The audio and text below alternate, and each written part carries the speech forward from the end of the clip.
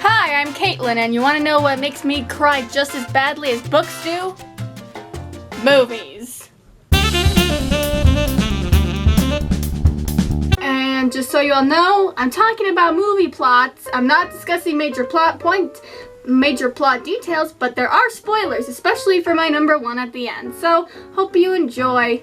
Probably push record to film my video, shouldn't I?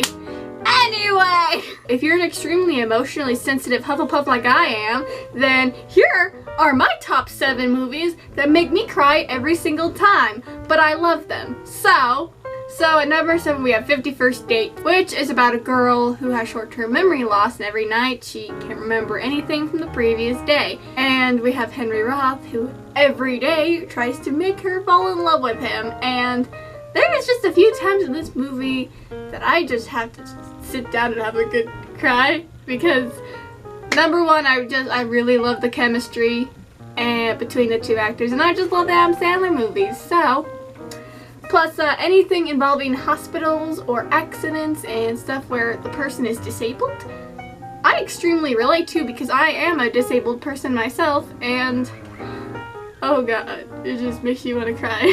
At number 6, we have The Fault in Our Stars, and once again, hospital-ridden kids with disability, with cancer, and I'm a huge John Green fan. The movie did make me cry, but the book, have you ever been sitting in your middle school's library and your librarian just walks in on you, crying uncontrollably and holding a book to your chest? Yeah, same here. The book was absolutely amazing. I love all of John Green's work. I'm not sponsored, but John Green, if you've ever seen this, I love your work. Thank you so much. It's a really good movie, don't get me wrong. I love the comedy. I love the Amsterdam scene, but the last 20 minutes are just harrowing, but I still watch it, so why do I do this to myself? Number 5, All of the Bright Places. So I read the book originally in high school, and I really liked the book. I thought it was really good. It discussed a lot of serious mental health topics that I think should be discussed more, and this year it actually came out on Netflix as a movie. I didn't really cry when I read the book. A couple scenes made me want to choke up, but I didn't actually cry. Let me just say, I bawled sitting there on my sister's couch, and I'm just fully sobbing, holding my tablet, watching this movie on Netflix. It was really, really good. A lot of it did stay true to the book. There's a couple of scenes that I wish they put into the movie, but other than that, it was really good, and for once, the movie made me cry instead of the book. Good job, guys. I thought the book honestly would have done more damage. Nope, the movie hits hard. Very, very hard. Number 4 is not a movie, but it's an anime series that I watched all in one night, so I'm considering it a movie. Your Lie in April. Once again, bedridden kid with disability. You're basically taking my heart out, and just, oh my god. Not only that, but the music is absolutely beautiful in this entire anime series. I have the soundtrack. It is so beautifully written and composed, and I'm just a sucker for good music like that. So number 1, you put a storyline that I can relate to that made me cry, and then you put beautiful music in there? Are you trying to make me spend hundreds of dollars on Kleenex? Number 3 is not necessarily the whole movie, but a scene, and that is Harry Potter and the Goblet of Fire. You introduced to me Cedric Diggory, a fellow Hufflepuff, and then you did that? That whole scene where Harry just falls back into the portal and he just starts crying. Everyone's like, yay, celebration! But then Dumbledore is like, oh! And he's just screaming, holding Cedric's dead body, and then his father's going, that's my son! Why would you do that to me?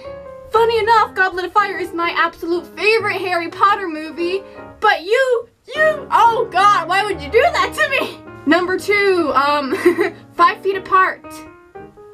Once again, bedridden hospital kids with disability, but you gave them a love story with great chemistry and humor and a good foundation as a friendship, and then that last 20 minutes, you did that to me?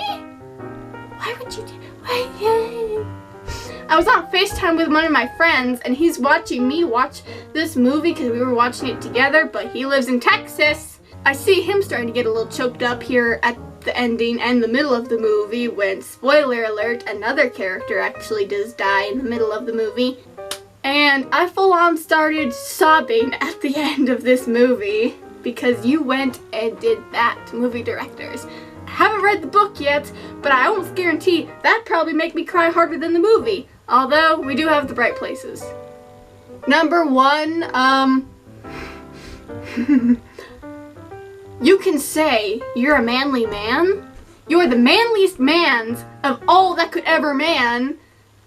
But you're a damn liar if Avengers Endgame did not make you cry. You are a damn liar if Avengers Endgame did not make you cry. Because even the manliest of manly men cried with me. So I do not care what you say. Avengers Endgame, that hurts. And that still hurts.